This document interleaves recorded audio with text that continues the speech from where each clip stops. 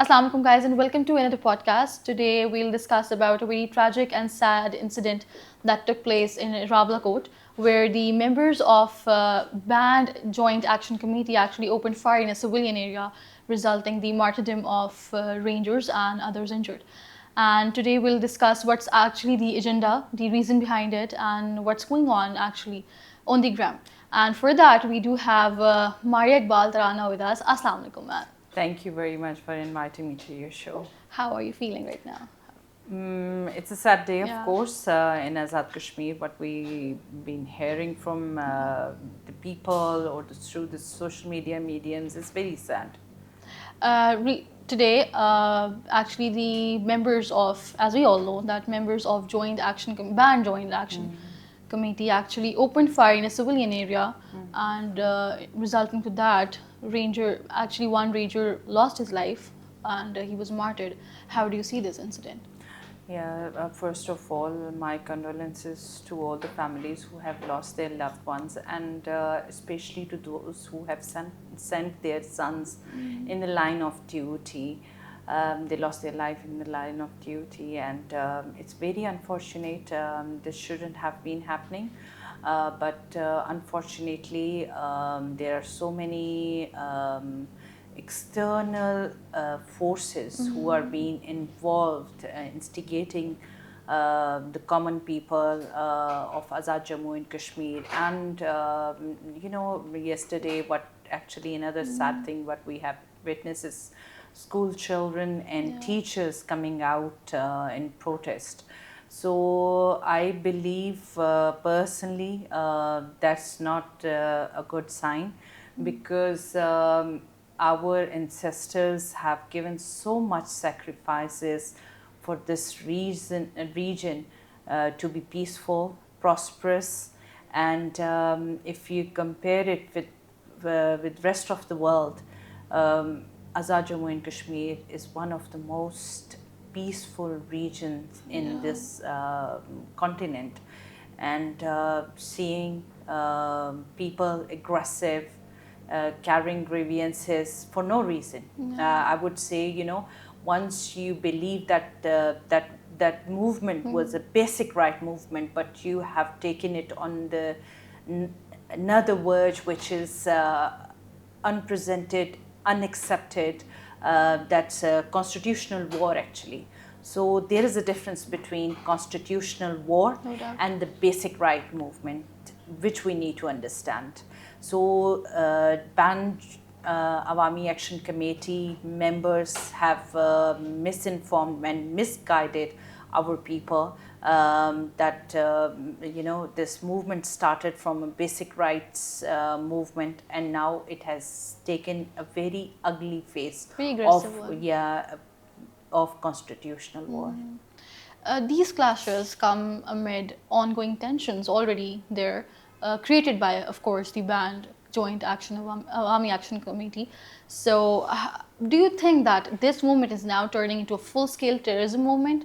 And also, I would like you to give any message you are having for the people of Kashmir regarding this. Our people of Kashmir, they don't carry ammunitions or guns, they avoid that. They're very, very peaceful people. But, since this ammunitions and guns and other, things have got involved, we don't know, where is it heading towards, because in a peaceful region nobody wants to lose their loved ones.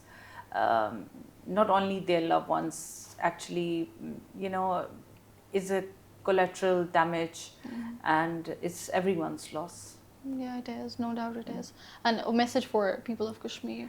I think they need to stay peaceful, and secondly, I will request overseas Kashmiris through your program that they must not instigate any incident while sitting abroad, living in a different environment, not understanding our ground realities, and misinforming the whole world and instigating people back home. That's not a way, honestly, because it's very unacceptable for us at the moment who are being involved and raising their voice and trying to bring calmness and the peace back in our region. Yeah, no doubt. Also, contrary to what they are saying about themselves, contrary to what they are actually having frontal face, that they are asking for the basic rights, they actually open fire in a civilian area, civil area. How do you respond to this? This is very unfortunate Yeah. that everybody was expecting that this is unarmed movement. Since there are so many people gathered there, and we don't know who has been, taking advantage of turning this peaceful movement into a bloody movement. So we need to be vigilant, we need to be wise, we need to be peaceful, we need our calm, prosperous, peaceful Azad Jammu and Kashmir back. The 5 members were arrested of actually the band group. They are saying that they were being used by the leadership, and also that they want now protection for themselves and also for their families. How do you see this? Do you think that the leadership of the band Joint Awami Action Committee can use their own workers and even the people of Kashmir for their own political gains? This is very sad. Whoever is raising their voice for the peaceful Azad Jammu and Kashmir, they are being targeted. Even we receive death threats every day. Oh.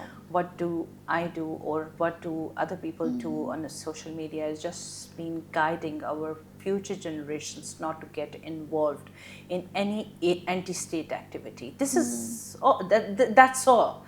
Nothing more than that. And I don't know where these death threats are coming and why. If we are far, I'm sitting here in Islamabad at the moment. I don't know the people who are among them and talking about the peace, how they're being targeted. So it's very unfortunate. The men who were arrested, actually the members of band Joint Awami Action Committee, are saying that, admitted actually that they ran provocative campaigns on social media to incite the youngster or youth through emotional appeals, basically. So how do you see this? How would you respond to this? This is, we were being talking to government for a very long time that they must keep these young people engaged in a dialogue and they must spread peaceful messages through social media because, we will rebuild infrastructure, we will get our things back, but one thing we won't be able to get back is peace, and that comes with a cost, that comes with the generations. And I request all the young people of Azad Jammu and Kashmir, please do not take any part of, do not get involved in any sort of activities which is anti-state. This is our region, this is our home, we have to keep it peaceful. Yeah, no doubt.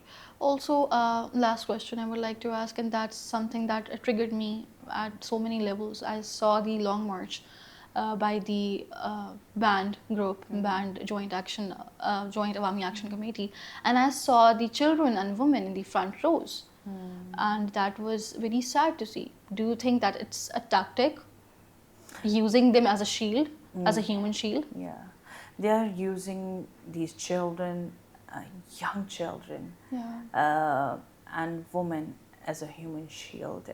This is the war tactic actually. It means they have been preparing for it for a very long time. I think all of their activities were underestimated by the government, by the state, which were treating them like they are one of them. But unfortunately, in a month and a half, whatever we have witnessed, it seems like no, they are the real enemies. of our future generations. Also, what sort of steps do you think government should take against these sort of violent movements involving even the civilian areas, even the civil people of Kashmir, also, or forces including? So, It's very important. I think government should take precautionary measures by segregating women and children from this violent mob. Because if something happens to the children or women at this time, I think that won't be good, that will be remembered for the rest of our lives. I know these violent mobs, this is what actually they wanted and they worked for, is to turn people against their own people, against their own state, and they got successful with that. it's really sad to see these kind of violent activities or violent mobs working in Azad Kashmir, and we all hope that peace remains and things get better. And with that, thank you so much for your time. It's always a pleasure having you on the podcast. Thank you very much. Thank you. Thank you.